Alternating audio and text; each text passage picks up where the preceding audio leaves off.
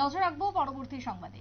কৈলাসহরের কাছের ঘাটে হনুমান পুজো কমিটির উদ্যোগে আজ রবিবার মেগা স্বাস্থ্য শিবিরের আয়োজন করা হলো, যেখানে প্রায় 25 জন স্বেচ্ছায় রক্তদান করলেন। স্বাস্থ্য শিবিরকে কেন্দ্র করে নেতাজি বিদ্যাপীঠ ইংরেজি মাধ্যম বিদ্যালয়ে আয়োজন করা হয়েছিল এই অনুষ্ঠানের, যেখানে উপস্থিত ছিলেন বেশ কিছু বিশিষ্টরা, যার মধ্যে সুরজ দে। তিনি কি জানিয়েছেন শুনুন। আয়োজন করেছি, যার উদ্যোগে আজ আমরা একটা ব্লাড ডোনেশন ক্যাম্প এবং মেগা হেলথ ক্যাম্পের আয়োজন করেছিলাম। তো এখন পর্যন্ত আমাদের যে ব্লাড ডোনেশন ক্যাম্প হয়েছে, সেই ব্লাড ডোনেশন ক্যাম্পে 20 থেকে 21 জন ডোনার পেয়েছি এবং ওনারা রক্ত দিয়েছেন এবং এখনো কাজটা চলছে। তো তার সাথে আমরা মেগা হেলথ ক্যাম্পও করেছি। তো এই অঞ্চলের যেসব জনগণ আছে তারা আমাদের এই মেগা হেলথ ক্যাম্প থেকে বিভিন্ন সুযোগ সুবিধা গ্রহণ করেছেন। বিভিন্ন চিকিৎসা সংক্রান্ত বিষয়ে ওনারা অনেক জ্ঞান লাভ করেছেন, অনেকগুলো ঔষধও এখান থেকে প্রদান করা হয়েছিল।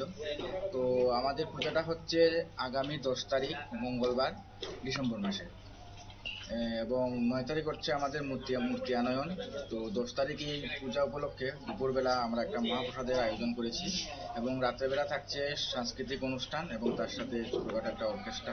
তো সবাইকে এই অনুষ্ঠানে আসার জন্য আমি অনুরোধ করছি এবং আপনাদের আগমনীতে যাতে আমাদের এই অনুষ্ঠানটা সুন্দর, সুফল এবং স্বাচ্ছন্দ্যবোধের মধ্যে হয়ে থাকে। আগামী 10 ডিসেম্বর রয়েছে হনুমান পুজো। তার আগে সামাজিক কর্মসূচি হিসেবে তারা রক্তদান শিবিরের আয়োজন করেছেন। রাজ্যে রক্তের স্বল্পতা মেটাতে মুখ্যমন্ত্রীর আহ্বানে সাড়া দিয়ে এই শিবিরের আয়োজন বলে জানালেন কর্তৃপক্ষ। ছোট্ট একটা বিরতির পর ফিরবো, সঙ্গে থাকুন।